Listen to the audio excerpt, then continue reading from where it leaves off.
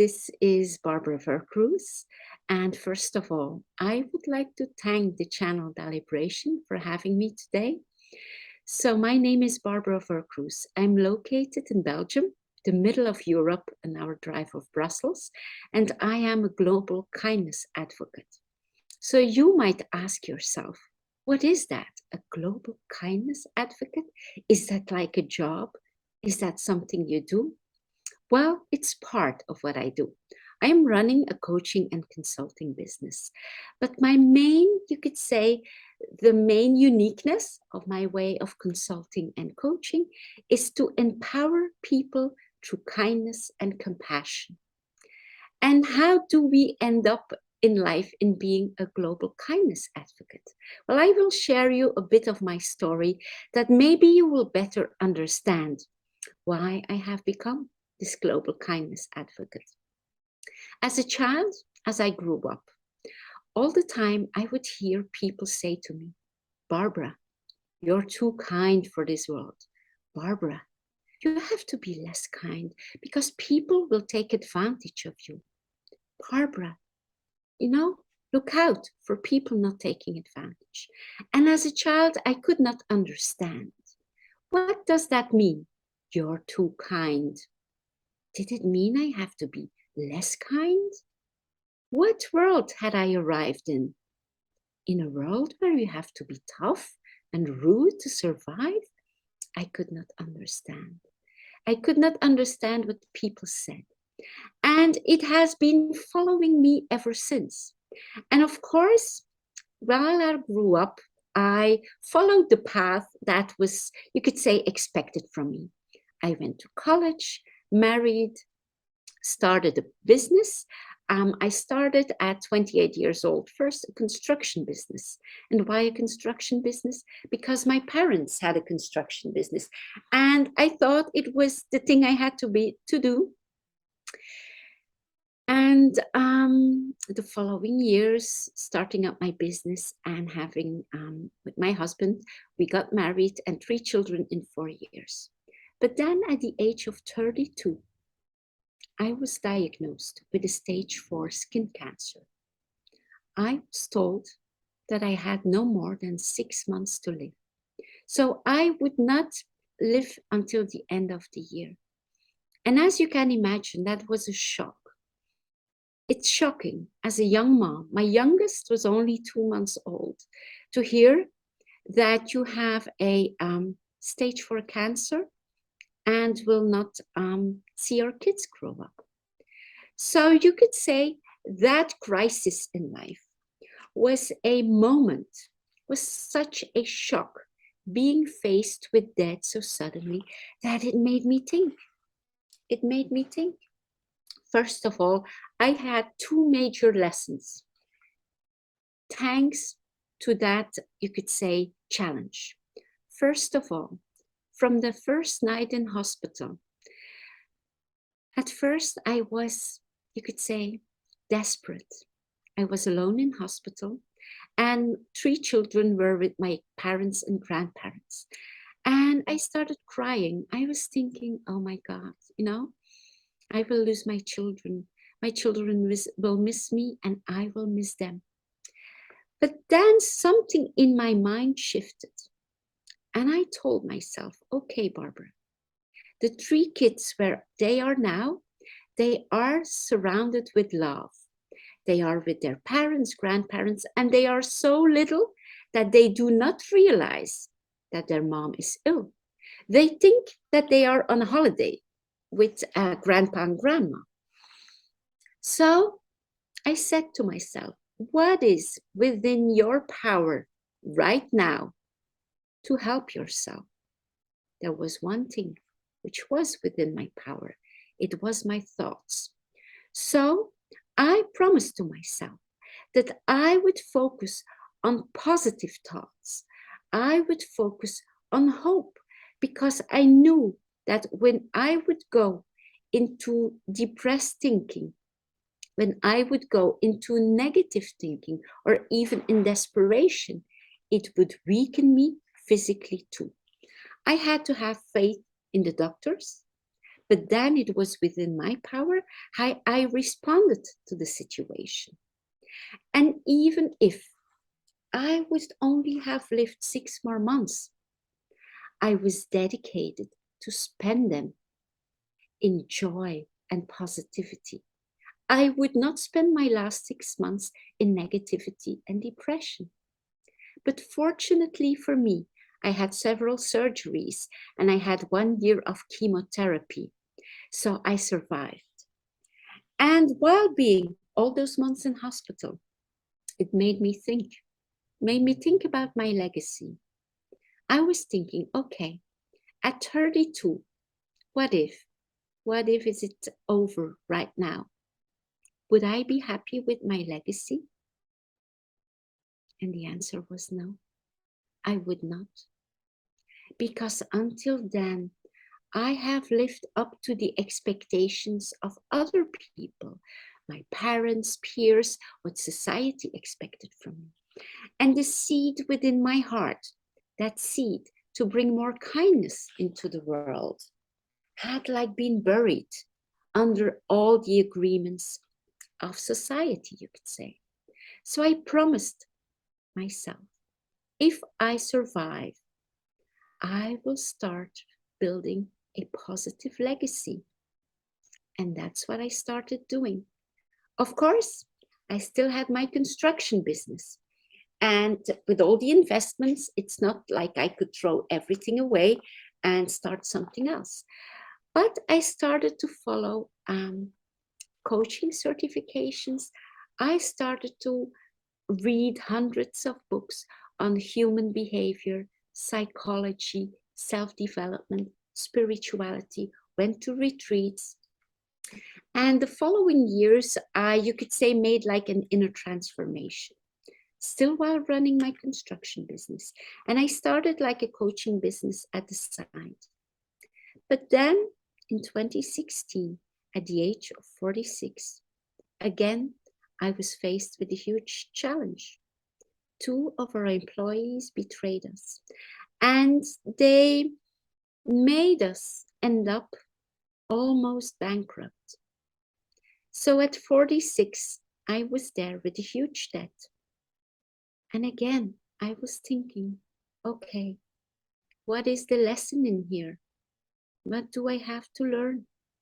Where the first crisis was about building a legacy, knowing why I was here, what was the second challenge about?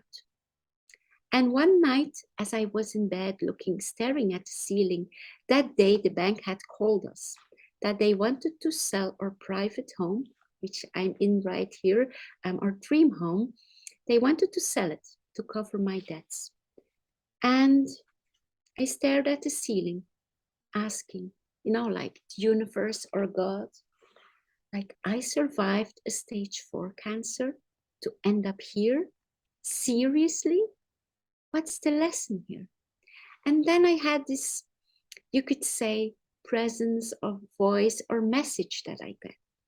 And the message was, look, Barbara, whether you live in the biggest house on the world or you live on the street, you are a worthy human being. And it was as if I needed challenge of almost losing everything to realize that my self-worth was within me. It was not in my house.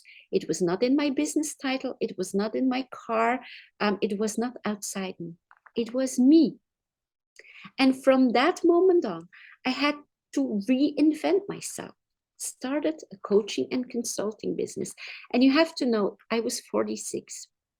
And many people would say to me, oh my God, Barbara, like your life is ruined. You will never, like be successful again. You will never find anything else. But I was very committed and dedicated to build a new business. And I got very rapidly an opportunity to work with BMW, which is still one of my biggest clients. And then I started bringing out a message of powerful kindness and into the world. So what is powerful kindness? Powerful kindness has the powerful in it. And powerful kindness is very different from niceness. So, what's the difference between the kindness and the niceness? Niceness is mostly fear based. Niceness is something that we do out of conformity. Niceness is taught behavior. We are nice to the pregnant lady in the bus, so we get up and give her a place because we are taught so. We are nice to the elderly man in the shop, help him carry his groceries. Nice is also when, let's say, you have a rude boss and he's treating you disrespectfully. And then you smile like kindly or nicely out of fear that if you would speak up for yourself, you would lose your job. Maybe you are nice to a wife or a husband who is treating you disrespectfully because you are fearful to lose your wife or husband. That is niceness. It is fear based. You are nice because you fear not being a good person. You fear losing your job, or you fear losing your relationship. Kindness, at the other side, is very powerful. You are kind because you choose to be kind. You are kind because it is an expression of who you are. Whether that person is nice and respectful to you or not. Even if the other person is disrespectful, you speak up for yourself, but in a kind way. You can say, I cannot allow this behavior. Or you can say, can we turn the conversation into a positive and constructive conversation? So you can set healthy boundaries, but in a kind way. And that kindness is a superpower. That kindness is very powerful because it reflects who you are. It is based on the love in your heart. That, and it requires some training. I can say it requires training to stand in your power, to stand in your kindness, and whatever the behavior is from the person in front of you, whether he is nice, whether he is not nice, you stay kind. And even if a person would be rude to you, you can look beyond the rudeness. Or the person is arrogant to you, you can look beyond the arrogance, because you know that rudeness stems from inner pain, that arrogance stems from inner insecurity. When you feel self-confident, when you feel fully good in your own skin, you will never feel the need to be arrogant or to behave superior to someone. So just if there's one thing you like you remember from listening to me, it is knowing that kindness is not weakness. Kindness is very powerful. Kindness is a conscious choice you make, that in whatever situation you are, you choose kindness as a reflection of your, you could say, inner beauty. It's your inner light that you let shine and bring into the world. And it's part of building a legacy, so that when you die, when you're 80 or 90 years old, when you die and you're on your deathbed, you can say, I was a beneficial presence for all I encountered. And you know that when you die, you will be missed. You will be missed for that beautiful light that you were. And if we can live in this way, it's just the reverse of what we have been taught in society. What does society tell us? You need a degree, then you need the highest possible job title, you need to be married, you need kids, and only then you are successful. That is a lie. First, there's only one thing. You have to be connected with your heart. You have to be a powerful and kind presence, and then all the rest can follow, of course. But that, if you are that powerful, kind presence, it will be natural for you. If you have a business, that your business will run better. If you are that powerful and kind presence, will be natural for you to be in a relationship easier. If you are that powerful and kind presence, it will be natural that you are a better parent. So it starts first here, and then, like the outer success follows. It's not the other way around, that you are only a success if you have checked all the boxes. No, it's becoming first this powerful and kind presence. So next time someone meets you and says, well, you cannot be too kind in this world, kindness is weakness, you can say that you know better. You can say that kindness is powerful because it's a conscious choice of behavior. It is a reflection of who you are. So I hope this made, like it shifted something within your mind. It shifted the concept that we cannot be too kind. There is no thing as being too kind. There is a thing as setting healthy boundaries.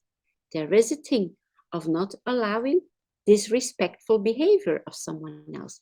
But you can do that in a kind and gentle way. So that's what I wanted to share with you today. If you want to learn more about powerful kindness, if you want to see more empowering videos, you can follow me at my YouTube channel, which is the Empowerment and Kindness Institute. So if you want to find out more how to get empowered through kindness, you can visit my website at www.barbaravercruz.com. And I thank you from the bottom of my heart for listening and hope to see you soon. Bye bye.